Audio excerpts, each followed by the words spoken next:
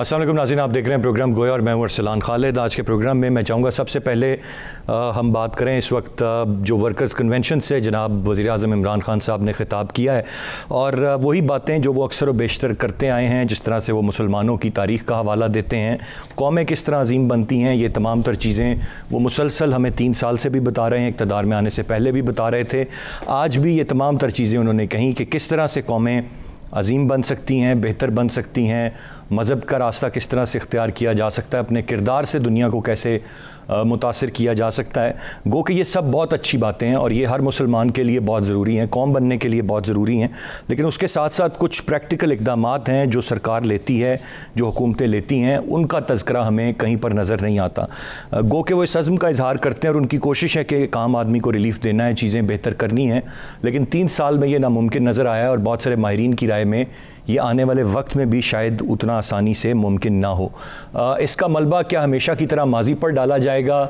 क्या कोई ज़िम्मेदारी मौजूदा हुक्मरान भी अपने ऊपर लेंगे?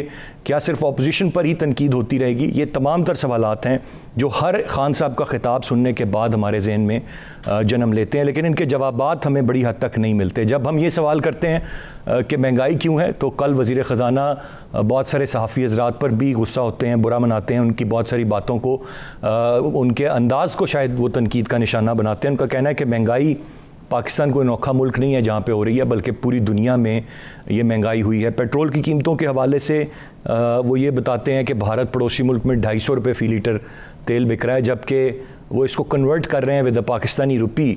जो भारत में पेट्रोल की फ़ी लीटर प्राइस है वो 101 रुपया, भारतीय 1 रुपया है।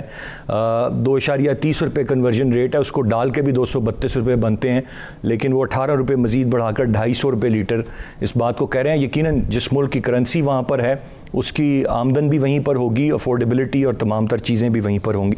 तो जब इन तमाम तर चीज़ों पर सवाल किया जाता है हुकूमती लोगों से, तो उसके जवाबात हमें बड़ी हद तक नहीं मिलते, या हमें सिर्फ ये बताया जाता है कि ये सब कुछ माजी का किया धरा है, हम तो अपने तौर पे मुकम्मल कोशिश कर रहे हैं। फिर ये कहा जाता है कि सड़कें बनाई नून लीग ने। आज इमरान खान साहब ख़ुद ये बात कहते हैं कि सड़कें बनाने से ही मुल्क की तरक्की हो सकती है, और मुराद सईद साहब जो मवासलात के वज़ीर हैं वो उनके फेवरेट मोस्ट मिनिस्टर हैं, जबकि ह्यूमन डेवलपमेंट की वो बात तो ज़रूर करते हैं, सेहत की बात वो ज़रूर करते हैं, तालीम की बात ज़रूर करते हैं, लेकिन अमली तौर पर इस सिलसिले में कुछ है नहीं उनके पास दिखाने को। तो मैं चाहूँगा आज के प्रोग्राम में जो इमरान खान साहब के बयानात हैं, ख़िताब हैं, इस हुकूमत की स्टेटमेंट्स हैं, और उसके साथ साथ जो डिलीवरी है, मैं उस पर आज के प्रोग्राम में बात करूँ। और साथ साथ मैं चाहूँगा कि इलेक्ट्रॉनिक वोटिंग मशीन के हवाले से भी हम कुछ बात करें। इंतखाबी इस्लाहात के हवाले से there was a positive news कि कमेटी फॉर्म हो रही है, लेकिन आज उसमें कमेटी में बहुत सारे नाम भी अपोजिशन से आते हैं।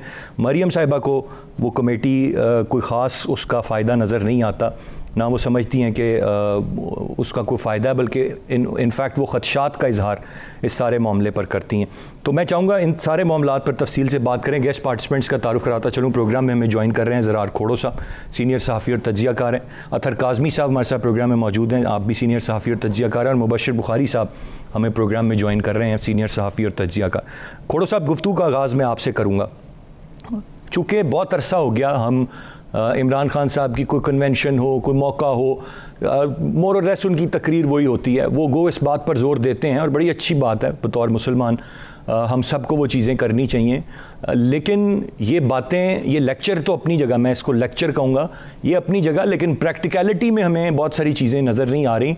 उस पर बात करने से क्यों गुरेज़ हैं जनाब वज़ीर-ए-आज़म इमरान खान साहब भी और हमारे वज़रा? आप देखें, अगर लातों के भूत बातों से मरते तो इस वक्त आधा कराची कब्रिस्तान होता ना। ये कहीं गए, आपने स्पीच दे दी, एक क्या कहते हैं, हिस्टोरिकल हो गई या मोरल रेज करने के लिए, अपनी जगह बिल्कुल सही है। इक़दामात मेरा ख्याल है कि शायद स्पीचेस में कम अनाउंस होते हैं, जो होते हैं वो ग्राउंड पर होते हैं, लेकिन अनफॉर्चुनेटली वो भी हमें कम देख रहे हैं। ये तो देखें, अगेन अरसलान भाई, मेरा ख्याल है कि हमने कोई आपके ही प्रोग्राम पर इसी मौजू पर कोई 6 दफा तो बात की होगी कि स्पीच हो जाती है, ग्राउंड पे एक्शन नहीं होता। खोड़ो साहब, क्या करें, अब मामलात ही हैं, हम 600 दफा भी बात करें, यही तकरीर हैं, यही मामलात है। तो देखिए, तो मतलब पॉइंट है ना कि वही आप रिपीट में आप चलाते हैं तो बात वही बनेगी ना, घूम फिर के। आई थिंक वैसे भी हम स्पीचेस और बयानात पर बहुत ज्यादा अहमियत डालते हैं और हम देखते नहीं है कि ग्राउंड पर एक्चुअली होता है या नहीं होता। जहां तक हुकूमत की वज़रा की बात है तो जी ये तो काफी वाज़ेह है कि उनकी जो मेन क्राइटेरिया ये होता है, ये नहीं होता कि परफॉर्मेंस आपकी है या नहीं है, वो होता है कि आप कितना ऑपोजिशन को लदार सकते हैं और आप कितना डिफेंड कर सकते हैं अपनी हुकूमत को, चाहे आपके फैक्ट्स एंड फिगर्स गलत हो, चाहे आपकी जो क्लेम्स हैं वो गलत हो, कौन जाके फैक्ट चेक करेगा? इनको भी पता है किसी ने फैक्ट चेक नहीं करना। तो आसान जवाब इसका ये है कि बातें करना बहुत आसान है। हम भी तो बैठ के हर दिन बातें ही कर रहे होते हैं ना, कितना आसान काम है। ज़रार भाई, my whole concern is that there is a frustration building up in the nation. उनको समझ नहीं आ रही है, वो सुन कुछ रहे हैं, अमली तौर पर कुछ है, दावे कुछ और हैं। ये था, लेकिन अब ये बहुत हद तक बढ़ चुका है। तो मैं जो आवाम की पल्स देखता हूँ वो मुझे ज़रा परेशान करती है। नहीं, आई एग्री विद यू, आवाम की पल्स परेशान है और अनफॉर्चुनेटली जब ये देखते हैं कि आवाम की पल्स परेशान है तो मजीद बयानबाजी शुरू हो जाती है। अब मुझे नहीं पता कि खान साहब यकीनन अवेयर होंगे ग्राउंड रियलिटीज की, या जो जैसे हमने माजी के हुक्मरानों के साथ भी देखा है कि आप आते हैं बहुत अच्छी इंटेंशंस के साथ, मैं इंटेंशंस को हरगिज़ डाउट नहीं कर रहा, लेकिन फिर क्या होता है कि आपके इर्द गिर्द एक ग्रुप बन जाता है जिनका काम और कुछ नहीं है, सिर्फ ये कहना कि सब अच्छा है, सब ठीक है, सब ठीक है, सब ठीक है।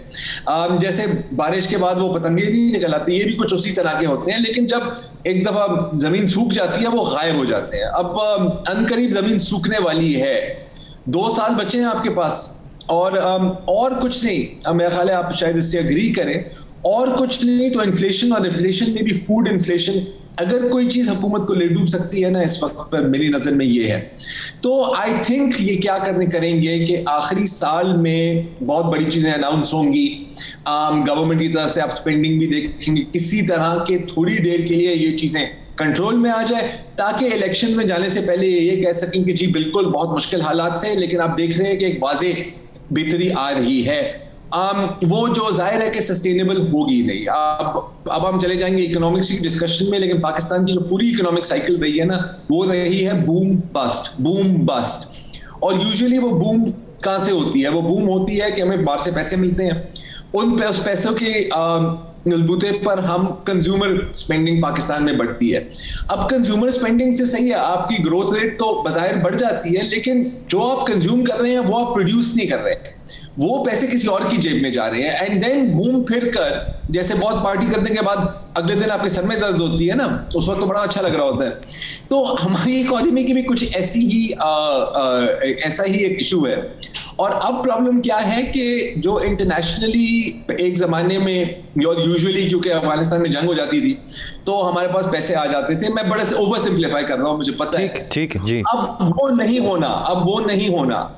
सो मसले तो आने वाले हैं ना सर, पॉलिटिकली, इकोनॉमिक की, हर जगह। राइटली सेड जी। गुफ्तगू का सिलसिला जारी है, एक ब्रेक की जानिब बढ़ेंगे, ब्रेक से वापस आकर मजीद बात करते हैं, साथ रहिएगा।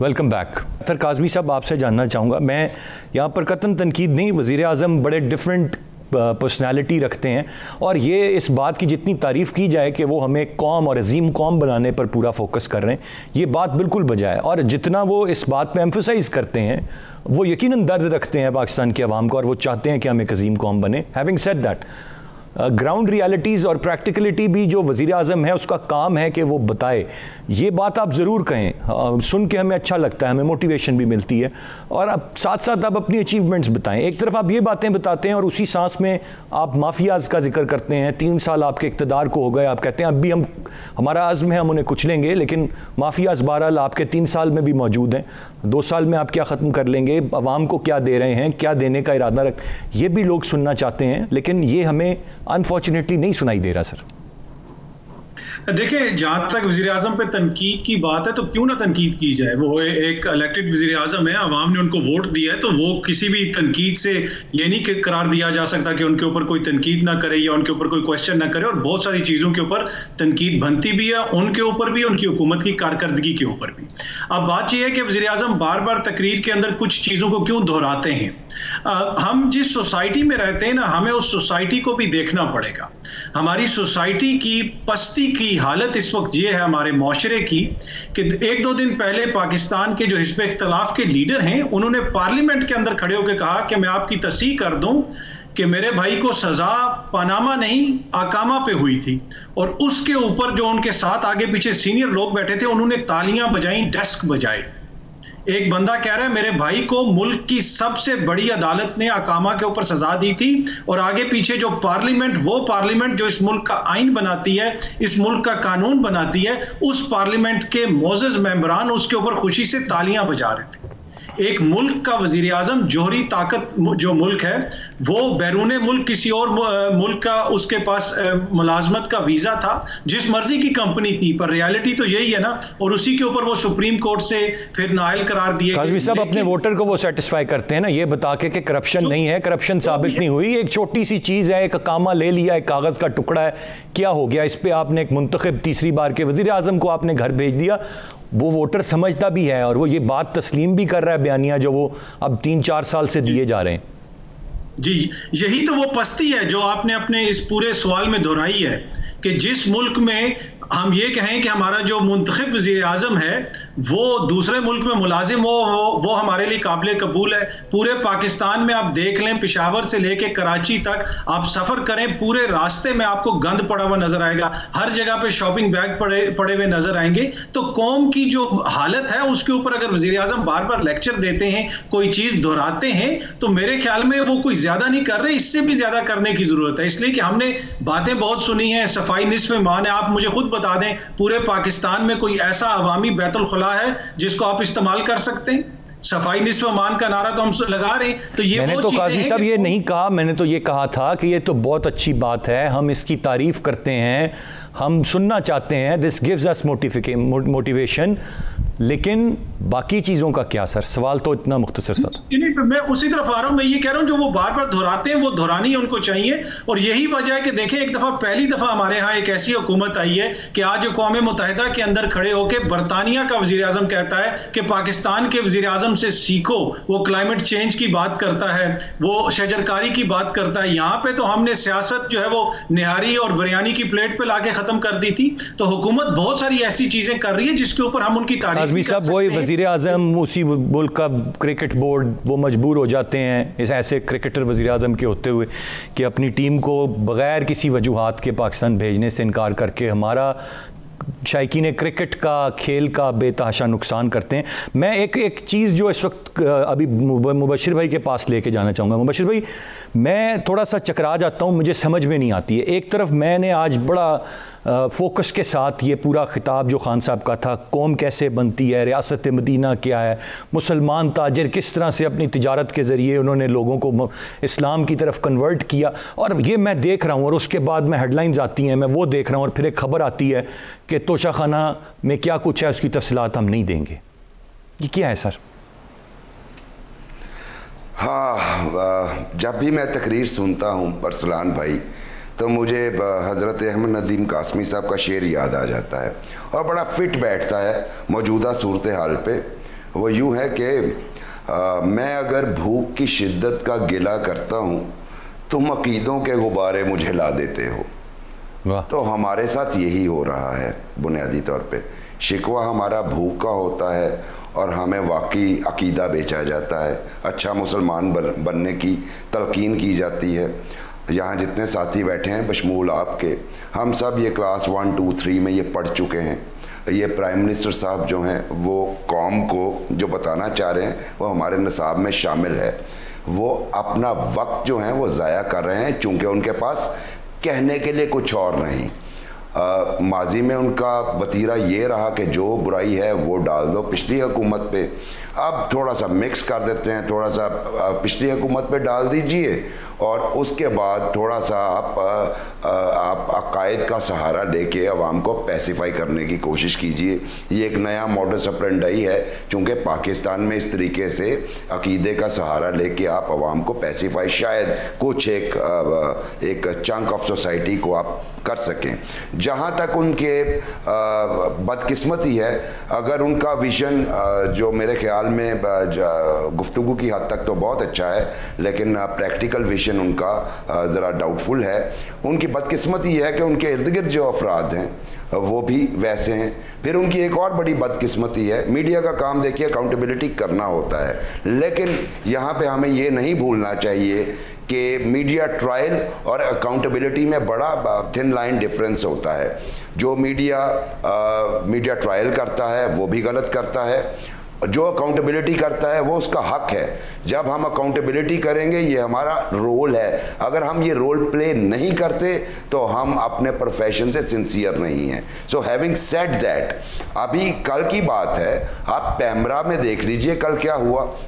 हमारे एक साहब हैं जो इनके मिनिस्टर रहे सूबाई, उन्होंने एक न्यूज़ चैनल ख़रीदा है जिस पे डिसेंटिंग नोट आया है बलूचिस्तान की एक खातून मेंबर की तरफ से। और जब मैंने वहाँ पे थोड़ा सा इन्वेस्टिगेट किया तो जितना प्रेशर माउंट हुआ है from the ministers, from the power corridors कि जनाब दे दिया जाए, और वो 25 करोड़ के लगभग जो अंदाज़ा है उन्होंने देना है, वो दिए बगैर उनके और उनकी बेटी के नाम वो ट्रांसफ़र हो गया है। तो जो ट्रांसपेरेंसी जिसकी वो मिसालें देते हैं कि होनी चाहिए, ईमानदारी जो उनका मोटो है, जो इनका इंटेंट है, उसके उनकी नाक के नीचे ये हो रहा है। ये रिपोर्ट हो चुका है। क्या कोई इमरान खान साहब ने एक्शन लिया? 1000 माफिया की बात आपने की अरसलान साहब, 1000 माफिया इनके इर्द गिर्द बैठे हैं, पॉइंट आउट हो चुके हैं, कौन सा एक्शन हुआ? सो देखिए, रेटरिक, लफाजी, खुश बयानी, ये इन चीज़ों से ममालिक नहीं चलते। सिर्फ बशीर भाई, पॉइंट आपका आ गया, बातें आपने जो की वो बड़ी हद तक दुरुस्त हैं। एक ब्रेक की जाने मुझे बढ़ना है, ब्रेक से वापस आकर मैं ज़रा कुछ जो कमेटी बनाने की बात थी, बिलाखिर वो हमने सोचा था कि चलो कुछ तो हुआ, लेकिन अब मौलाना फजल रहमान साहब भी खदशात रखते हैं, मरियम साहिबा भी रखती हैं, फिर कौन गलत कौन सही, मैं चाहूँगा ज़रा इस पर हम ब्रेक के बाद बात करें। साथ रहिएगा।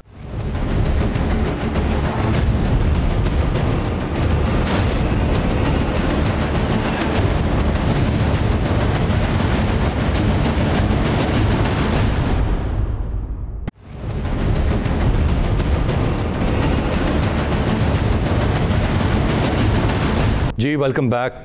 चीन का मामला, ओवरसीज़ पाक से हक का मामला, फिर इलेक्शन ऐलाने जंग हैं जो इतला बता सकते हैं। इंतखाबी इस्लाहात करते हैं, हम इस रोल में आ रही है कि तो ये बातचीत और ये सारी चीज़ तक पहुँची कि वो बात नहीं होगी। एक इलेक्शन उसी के तहत होने को वोट के हक देने लेते हैं, फिर उस जी देखिए यार, ये हाँ कि जैसे मैं आपका काम है और मैं आपके, वैसे तो आप जो माफिया हैं इंसान है, आओ बैठ के होता है यार, ठीक है। देखिए ये तो अगर मतलब आपके सोर्सेस से कहा कि जो आपके टॉपिक्स है उस पर बात नहीं यार, किस चीज पर बात कि मतलब पेपर का रंग होना चाहिए, क्या ये आपका टॉपिक है वाला? मैं कंसेंसस कैसे बिल्डे पाकिस्तान की वली जरदारी को, और 18वीं तरमीम कैसे आसान काम नहीं था, क्योंकि कभी दुश्मनों के साथ भी बैठ करनी पड़ती है, क्योंकि जैसे हैं ये आप बात मत भूलें कि पाकिस्तान बड़ी तादाद किया है, तो आप आंखें बंद नहीं, मैं मानता ही नहीं हूँ, आपको आप माने या नाम आपको मानना चाहिए, ये कोई वन यूनिट चाइना नहीं है, और ये एक डिवाइडेड रेपुटेशन रहेगी। अपने वाकई और सीरियस बाय द वे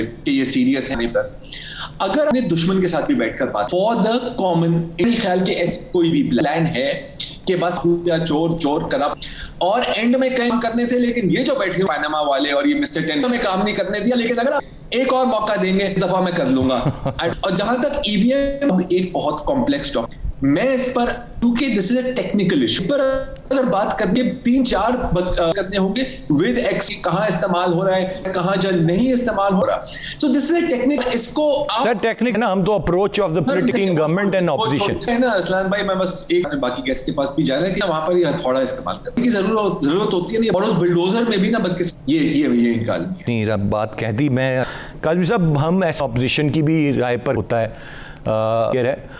लेकिन हम एज एन होल देखें तो ये तो नहीं कहूँगा कि गलती हुकूमत ना है, लेकिन जो एक किरदार को आगे लेकर चलने का, वहाँ पर वो थोड़ी नरमी है या चीज़ों को उस तरह नहीं लेके, आपकी क्या राय होगी? आप पे कि हुकूमत की बहुत है, हुकूमत के वज़रा इनके ऊपर खुल के इनकी तो कोई शक नहीं है, किसी को ये हुकूमत कोई उस तरह, इसमें कोई बुराई नहीं है। ईवीएम का और ओवरवोट का, अब आप वो लोग जो पाकिस्तान के जिस वक्त यूनान के अंदर जो भी शायद वहां पे मौजूद थे, रवायात हैं, हमने 18वीं ये कर दिया वो कर दिया, वो कि ओवरसीज 1 करोड़ के करीब है, उनको वो क्या करें जी, आप उनको दे रहे हैं कि उनको इस तरह नामजद सीटें नहीं होती तो वो 6-7 सीटें का उसको खरीदने में की ज्यादा सीटें होंगी, वो ब्लॉक हमसे उसको खरीद लेंगे। आप तैयार नहीं है। ईवीएम में ओवरसीज पाकिस्तानी आके 4 लाख का। दूसरी बात यह है कि जो उसमें मसाइल की जरूरत है, लेकिन आपके ऐसी जो है वो मिसालें भी मौजूद, किस किस्म की वहां पे फर्क पड़ा, और टेक्नोलॉजी है ना बार बार मगरबी ममालिक में इस्तेमाल नहीं, इसी चीज की जरूरत ही पड़ती है। आप करें ना, पर